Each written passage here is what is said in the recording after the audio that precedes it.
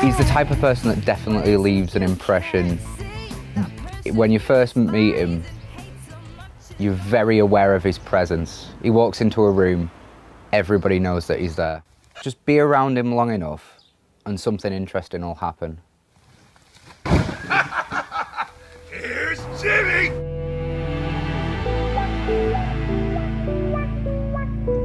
Okay, I've come down to Bush's Beer Tent on the promenade. It's fantastic atmosphere, loads of people around, people drinking plenty of beer, of course. And I'm looking at a bunch of beer cans, but formed into a rather unlikely shape. And the man standing beside it is a friend of the show, Jimmy Whittle. James, what are you doing? Hello, Christy. I've come up with a rather interesting idea. I'm going to take all of the empties. I did drink all but about 20% of them. You know, I had to scavenge some from the amenity sites. But I'm going to turn them into a boat and I'm going to row the English Channel. I'm going to try to push out there a sensible alcoholic message. I'm not telling people to not drink. I'm trying to push drink awareness.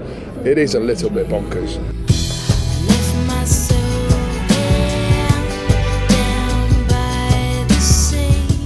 Basically, a long story short, it costs just over 10 minutes per beer tin to take it from its said recycling beer tin into a buildable block.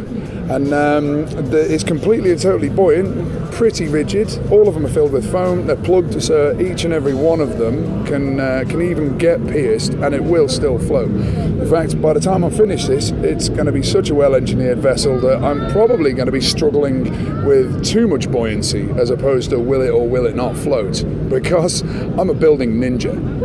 Where did this idea come from? Well, I've had the idea for quite a while. Well, one of the reasons that sparks it is I did end up in Nobles, and that was because of alcohol. And alcohol's been a part of my life that has caused many upsets. So all I'm trying to do is do something with my sobriety. Do you actually know if this will work? Have you done any tests? No, not even slightly, darling. But this is why it's going to get really interesting, because we've had a lot of people jump on board the idea. We've got jimmycan.co.uk as a webpage, and we've got Jimmy Can on Facebook. And all of these things that we're going through, because they're all firsts, we're going to upload all of them. So it's going to be a really interesting story to follow. All the mistakes are going to be made on camera. And you talk about them being made on camera. They're being made in public right now because, as I mentioned, you are down at Bushy's Beer Tent, but you're actually using an area of the beer tent to build the boat. What kind of reaction have you had from people drinking their beer, watching you make this boat out of beer cans?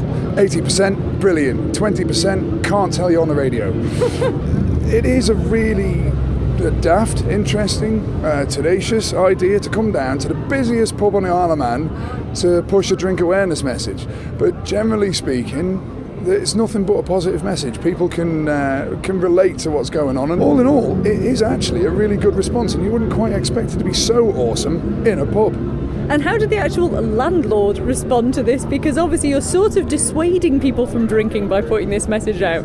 It's not quite. I'm not saying don't drink. All I'm saying is that be drink aware. And that is actually a very sensible message for any pub owner to put out. Enjoy it. Just don't take it too far. Get me out of this place. Get me out of this hell. Need a familiar face. I ended up in hospital from what could only be described as suicidal drinking, and because I was putting away between 3 and 4 vodka bottles in a 24-hour given period. It got to the stage where I was completely and totally disabled. I'd wake up, drink, pass out, wake up, drink. I guess I'm all messed up. I guess I need a thrill. Looking at the cans, there's all kind of messages and things. Just explain all that. Yeah, that's where we're selling them at a tenner a tin, and we are just trying to get enough money to finish the boat, because you wouldn't believe how much a bit of foam, a bit of glue costs. I've got a lot of volunteers throwing a lot of time at it, but for us to make a seaworthy vessel, it does cost money. Loads of Isle of Man companies are really interested in getting behind us, but naturally they need a massive banner tattooed down the side, and because we can't put the banner down the side of it, I've been left to beg with a boat of beer tins in a pub. Okay, so tell us about some of the stories behind some of these cans. Some of them really are quite brilliant. We've got people who've passed away, quite a few people who've passed away because of alcohol. We've got the TT Marshall Sector 5, and I've got to tell you about this one, Christy. This is just edge this way. Look down here. Now I had to write this for him because he literally just wanted to hand his money over. He didn't want anything for it. And he dropped us 30 quid, so we give him a t-shirt, and he says he's going to be right back. And he came back and he gave us a further £80. Michael, if you're out there, thank you ever so much for that. He is the single largest donator so far. He's given £110 because he believes in the cause, and he's been affected by this a lot himself. And there will be a lot of people out there who've been affected by either drink themselves or by somebody who they love that drinks too much. And that's no mean feat to sail that distance in a boat that, as you have confessed yourself, Got is to not correct you necessarily... there, Go darling. on. It's not sailing. I'm going to row it. It's nothing but physical. I'm not relying on wind power or anything like that. I've got to train very hard for this because it's 21 miles. 21 miles tip to tip of just sheer rowing. And not to mention, I am awful in a boat. I'm terrified of the sea. I have absolutely no idea why I decided to set this mountain for myself to climb, but I'm going to do my best and I'm going to try and climb it. And how are you training? Because I believe you've had a buddy who's been helping you out. Yeah, I've got people who do this professionally, booting me out nutritional information. When it comes to training, I'm trying to do it 6 days a week. And eating right, training hard. I've been out kayaking, sea kayaking with a local company, George. He is donating his time and his skill to me for free. He's dragging me through, he's looking after me.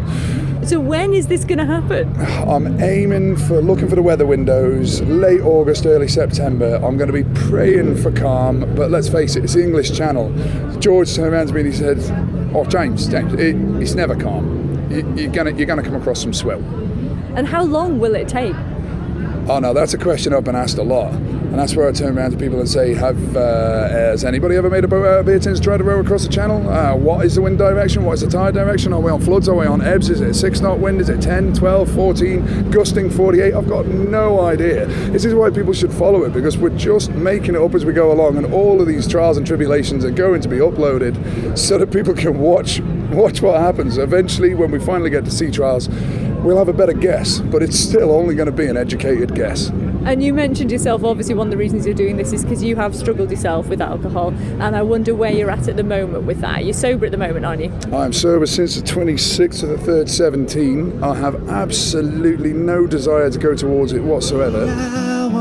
The medically trained staff had to put me back together. I spent a week in hospital. I was on a Zimmer frame. Really quite a broken man. I've gone from strength to strength, sticking with a decent diet, sticking with training hard.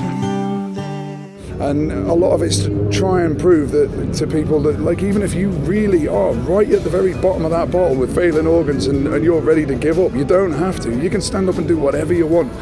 All you got to do is change your mind. It's your attitude. Right? So it would appear that I've developed quite an attitude. One could even say I've got an attitude problem.